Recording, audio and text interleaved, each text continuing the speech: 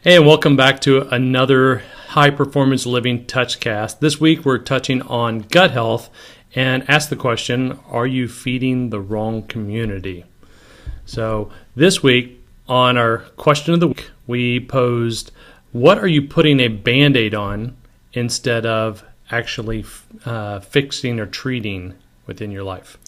It's a nice thing to think about. What are you just sort of covering up rather than dealing with the underlying problem? We deal with this a lot in the medical field, and I think it's something appropriate for all of us to reflect on within ourselves. So please think about that. Comment here or on the webpage. Mm-hmm. And brought up really the quote of the week, which is directly related to what we're doing.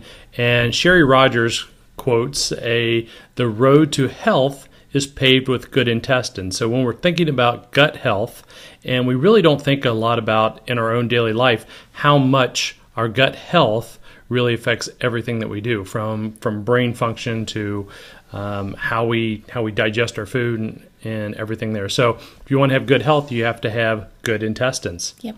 So our weekly list of 5 is...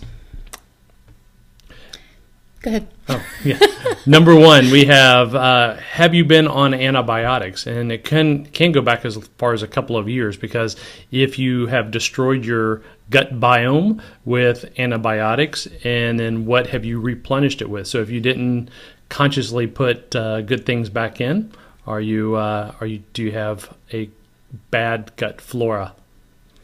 The next thing to think about associated with your gut health is, have you had any major changes in your activity level? So if you've gone from being very sedentary to now being out in the gym, twice a week, 4 times a week, whatever that change is for you. Or on the opposite side of that, if you're generally a very active person, you find yourself in a phase of sitting a lot. I know a lot of my colleagues do some research and things as well. So when you get to that writing phase, are you then stuck sitting a fair bit?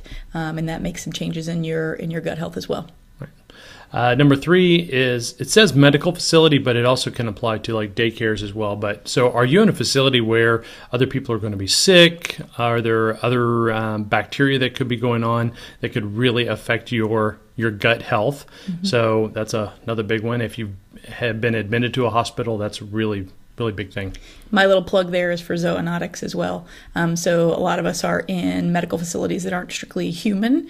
And so thinking about some of those things that can cross species as well, not only things that can make us as humans ill, but potentially go in the other direction as well. So medical facilities, but also daycares, human hospitals, veterinary hospitals, all should be included in that. Right.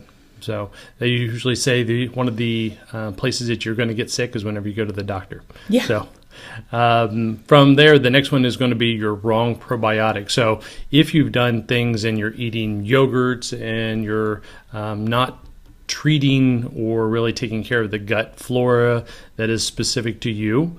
So a couple things that come into play there. Are you eating foods that are not natural to your region? Are you eating lots of, yogurts and things that are very, very high in sugar, but are not necessarily have the right probiotics and the right colonies that are in there and the right strains? Right. So you're sort of encouraging the wrong community to continue growing and thriving. Right.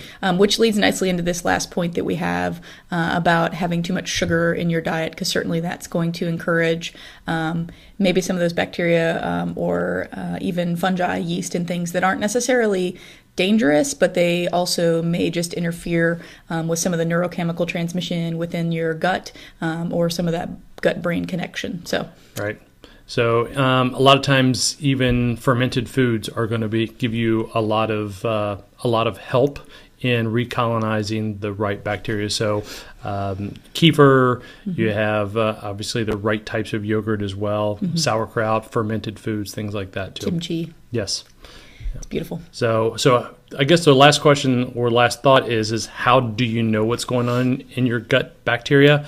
So a company that we've partnered with, which is called uBiome, and they really help you explore what is going on in your microbiome. So for about $89, you can actually have the test done. We can kind of see what's going on within that, and we can then really prescribe the right types of foods for you to really take care of it. So until next week, High Performance Living, we'll see you later. Thanks.